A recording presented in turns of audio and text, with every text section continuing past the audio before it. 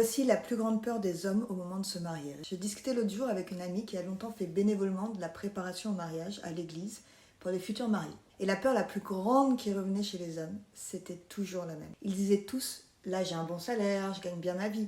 Mais qu'est-ce qui va se passer si j'ai un accident et que je ne peux plus subvenir aux besoins de ma famille? M'aimera-t-elle toujours? Me quittera-t-elle parce que je n'ai plus d'argent ou que je suis impotent? Elle me racontait même l'histoire de cet homme qui était avec sa compagne depuis 20 ans et qui avait cette peur à l'aube du mariage, alors que ça faisait 20 ans qu'ils traversaient ensemble les vicissitudes de la vie. Et la réponse à cette peur est assez simple en fait. Parlez-en de cœur à cœur, envisagez le pire ensemble. Comment pourriez-vous y faire face?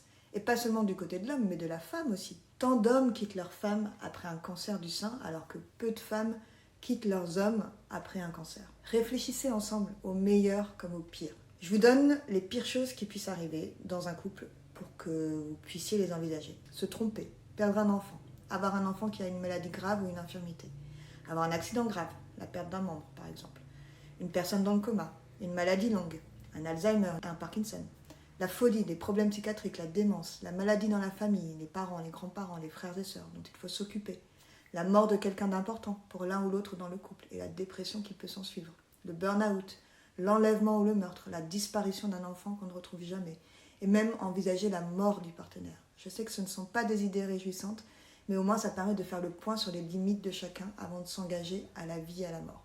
Alors, qu'est-ce que vous en avez pensé? Et y a-t-il d'autres cas à envisager? Dites-le moi en commentaire. À bientôt!